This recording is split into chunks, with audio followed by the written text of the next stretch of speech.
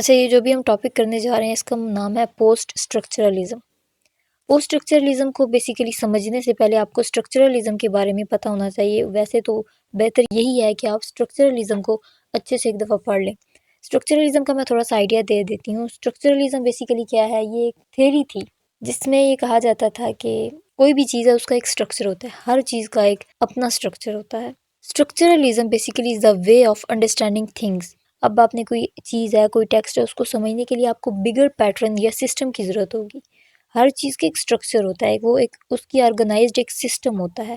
Structuralism basically is the way of understanding things by looking at bigger patterns. ये कहती है कि कोई भी चीज़ है, फॉर एग्जांपल लैंग्वेज है, कल्चर है, ह्यूमन बिहेवियर है, वो एक सर्टेन रूल या स्ट्रक्चर को फॉलो करते हैं जिसे हम स्टडी कर सकते हैं। फॉर एग्जांपल लैंग्वेज में कोई भी वर्ड है, वो एक पार्ट ऑफ सिस्टम है। लैंग्वेज जो है वो पूरा सिस्टम है, वो पूरा एक स्ट्रक्चर है। जो वर्ड्स हैं वो उस सिस्टम का पार्ट है। तो हमें उस पार्ट को समझने के लिए उस पूरे सिस्टम को समझना होगा, उस पूरे सिस्टम के साथ जो रिलेशनशिप है उसको समझना होगा। तो बेसिकली ये स्ट्रक्चरलिज्म है। अब हम बात कर लेते हैं post structuralism. Post structuralism basically ये उसके अपोजिंगली तो हम नहीं कह सकते, ये उसको थोड़ा इंटरप्रेट करती है। यानी ये पोस्ट स्ट्रक्चरलिज्म स्ट्रक्चरलिज्म के ये बाद आई है। ये एक अप्रोच थी to understand the world. World को अंडरस्टैंड करने के लिए पर्टिकुलरली इसमें लिटरेचर, फिलॉसफी और कल्चर, ये सारी फील्ड्स आ जाती हैं। इन्होंने इनको चैलेंज किया था कि जो ट्रेडिशनल वे ऑफ थिंकिंग है अबाउट ट्रूथ या नॉलेज, उसको चेंज किया जाए।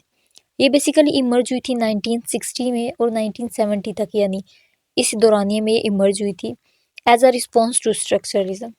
उसकी जो थेरी है उसको थोड़ा इन्हेंस, उसको थोड़ा इंटरप्रेट किया था पोस्ट स्ट्रक्चरलिज्म ने।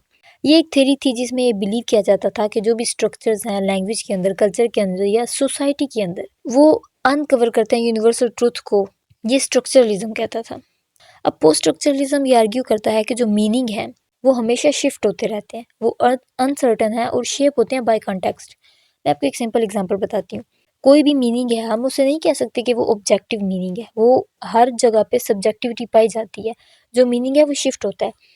फॉर एग्जाम्पल हम लोग एक वर्ड यूज़ करते हैं दरवाज़ा, इंग्लिश में उसे कहा जाता है डोर, किसी और लैंग्वेज में उसे कुछ और कहा जाता है। तो जो लैंग्वेज, जो बेसिकली वर्ड है, जो मीनिंग है वो शिफ्ट हो रहे हैं।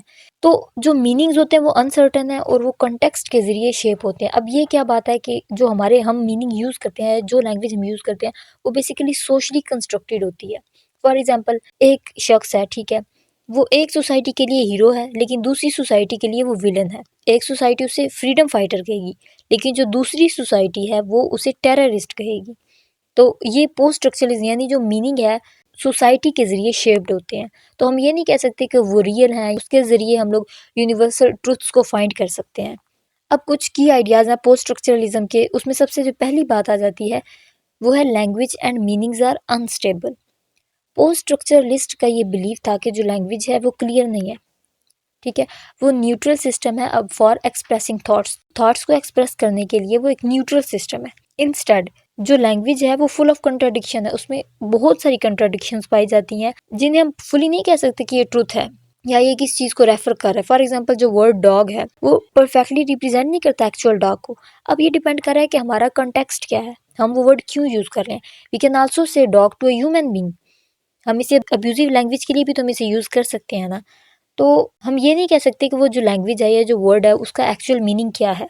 According to thinkers like Jacques Derrida, वो कहते, उन्होंने इसके लिए एक वर्ड यूज़ किया था डेफर्ड, जिसका ये मतलब है कि जो मीनिंग है किसी भी वर्ड या टेक्स्ट का मीनिंग है वो फाइनल नहीं होता। वो दूसरे वर्ड्स या इंटरप्रिटेशंस के ऊपर डिपेंड कर रहा होता है कि उसके, यानी सराउंडिंग्स के ऊपर, कंटेक्स्ट के ऊपर वो डिपेंड कर रहा है कि हम वो वर्ड क्यों, कब, किस लिए यूज़ कर रहे हैं।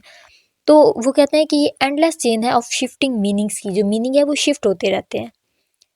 उसके बाद आ जाता है no fixed truth. Post structuralism, उन्होंने एक आइडिया को रिजेक्ट कर दिया था। ये जो स्ट्रक्चरलिज्म का जो आइडिया था, क्या वो ये कहते थे कि objective truths about the world. तो ये जो पोस्ट स्ट्रक्चरलिज्म, वो कहते हैं कि ऑब्जेक्टिव ट्रूथ नहीं है, यानी अबाउट द वर्ल्ड वो ऑब्जेक्टिव नहीं है, ये सोशली कंस्ट्रक्टेड होते हैं, जो कल्चर या पावर या इंडिविजुअल पर्सपेक्टिव के ज़रिए इन्फ्लुएंस्ड होते हैं। फॉर एग्जाम्पल आइडियाज़ जो हैं अबाउट जेंडर और race are not natural, but ये क्या क्या है, ये नेचुरल नहीं है, ये शेप्ड हुए हैं by historical and social forces. यानी man are superior and women are not superior, इस तरह करके। मैंने ऑलरेडी आपको एक एग्जांपल दिया कि एक जो मैन है वो एक सोसाइटी के लिए हीरो होगा बट दूसरी सोसाइटी के लिए वो विलन होगा। तो ये सारी सोशल फोर्सेस हैं जो वर्ड या लैंग्वेज को शेप करती हैं। उसके बाद डीकंस्ट्रक्शन आ जाता है। ये एक टेक्निक है जो डेरिडा ने डेवलप की थी।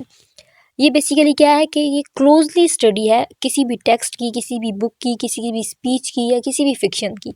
डीप एनालिसिस होता है टेक्स्ट का ताकि हम उसके जो हिडन असम्पशंस हैं, उसकी जो कंट्राडिक्शन है उन्हें रिवील कर सकें। डीकंस्ट्रक्शन का बेसिकली ये है वो ये शो करें कि जो टेक्स्ट है उसका कोई क्लियर या फिक्स्ड मीनिंग नहीं है, बल्कि ये ओपन है, इसकी मल्टीपल इंटरप्रिटेशंस हो सकती हैं। उसके बाद आ जाता है इंटरटेक्सुअलिटी। इसमें बेसिकली ये आर्ग्यू करते हैं इंटरटेक्सुअलिटी बेसिकली क्या है। इंटरटेक्सुअली टेक्स्ट के इंटर यानी टेक्स्ट जो है, कोई भी फिक्शन है, कोई भी लिटरेचर है, उसे दूसरे लिटरेचर्स के साथ कनेक्ट करना, कनेक्शन, उनकी कंपैरिजन, तो ये इंटरटेक्सुअलिटी आ जाती है। पोस्ट स्ट्रक्चरलिस्ट ये आर्ग्यू करते हैं कि जो टेक्स्ट है, कोई भी नॉवल, मूवी या एवरीडे स्पीच हो सकती है, वो अकेली नहीं होती, उसे दूसरी टेक्स्ट के साथ या दूसरे लिटरेचर के साथ कनेक्ट किया जाता है और वो इन्फ्लुएंस होती है दूसरे टेक्स्ट से या लिटरेचर से। एक मीनिंग है किसी भी टेक्स्ट का, वो शेप होता है रिलेशनशिप विद अदर टेक्स्ट के साथ उसका जो रिलेशनशिप है वो उसे शेप करता है, उसकी इंटरप्रिटेशंस को। उसके बाद आ जाता है पावर एंड नॉलेज। फोकाल्ट, उनका ये आर्ग्यू था कि जो पावर है वो समथिंग दैट गवर्नमेंट या इंस्टीट्यूशन है वो लोगों पे इम्पोज करती है, लोगों के ऊपर।